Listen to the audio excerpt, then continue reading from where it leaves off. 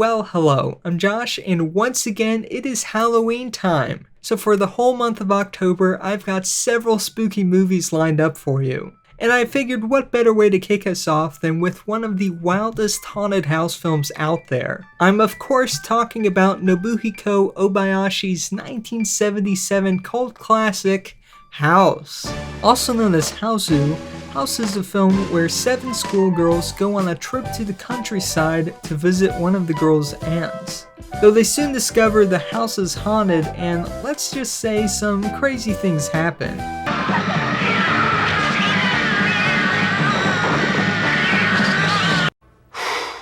Boy, that escalated quickly.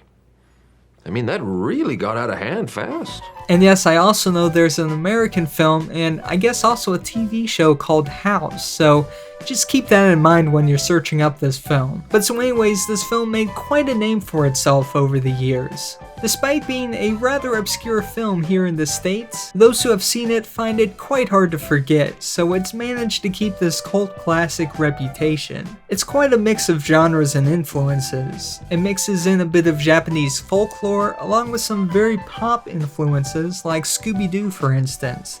And the music of the film was arranged and performed by the band Go, and they really do a good job with this film. Now I will say the main theme does kind of get stuck in your head after a while. It has this very simple, almost nursery rhyme quality to it which allows it to shift quite seamlessly from peaceful and innocent to downright creepy. And Obayashi said they would actually play the music on set while they were shooting to get people in the right headspace.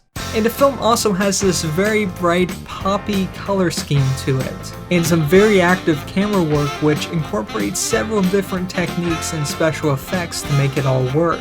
At times it feels almost like a precursor to some of the craziness that we would see in the Evil Dead films. Though given this film wasn't widely available in America, I'm not sure if Sam Raimi would have actually seen it when he was making his movies.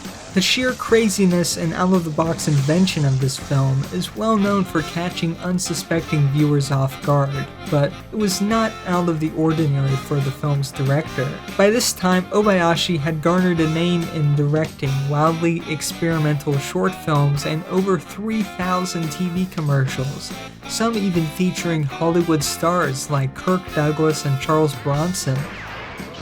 And he really threw in all the tools in his toolbox to create this fever dream of a movie. Despite technically being a horror film, he wanted it to have this innocent nature to it, so he apparently had his 11-year-old daughter come up with many of the story ideas. And after learning this, it definitely makes sense. As I said, Obayashi combines this kind of simple fantasy/horror story with several different effects techniques, including combining animation with live action to really create a dreamy feel for this film.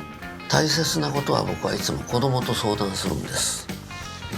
なぜかというと、大人は自分が分かることしか考えないから人間のレベルだからつまらない。人間のレベルで考えれば、サメが人間を襲ったヒットしたじゃあ次はクマでいくだかそれが精一杯。子供はね分からないことと向き合うのね。不思議なことが面白い。映画の力は分かったことじゃない。不思議なことが面白い。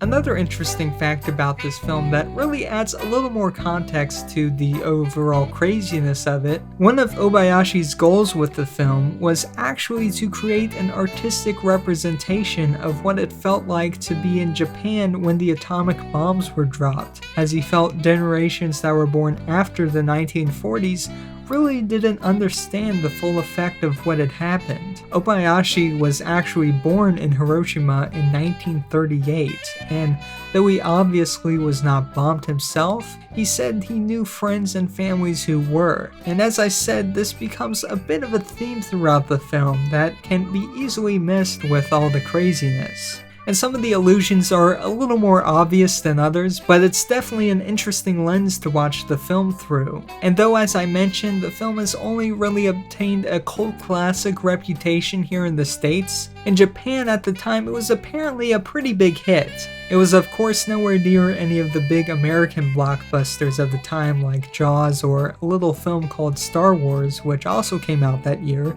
but it kicked off Obayashi's movie career in which he became quite a well-respected director, directing several dozen films before passing away a few years ago in 2020. And 2 of those films were actually made after he was given only a few months left to live, following a stage 4 lung cancer diagnosis in 2016.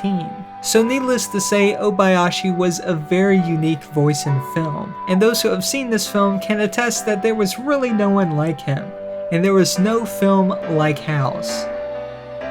So if you'd like to watch House, it's available to rent or buy from all the usual streaming sites, and it's also available to stream on the Criterion Channel and HBO Max. And the film can be bought physically from the Criterion Collection, as I have here, which is really great, especially considering from what I could gather before 2010 when this disc was released, the film was just completely unavailable in the US.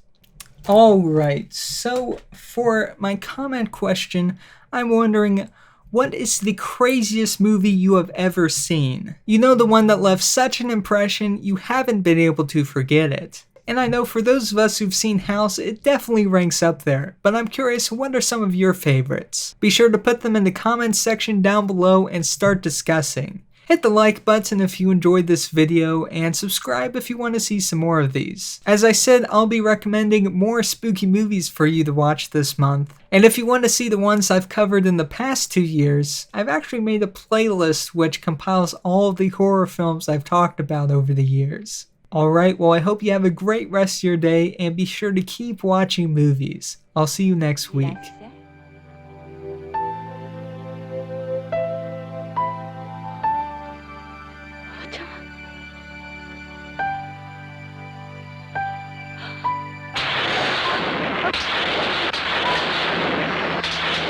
I see in your eyes where tomorrow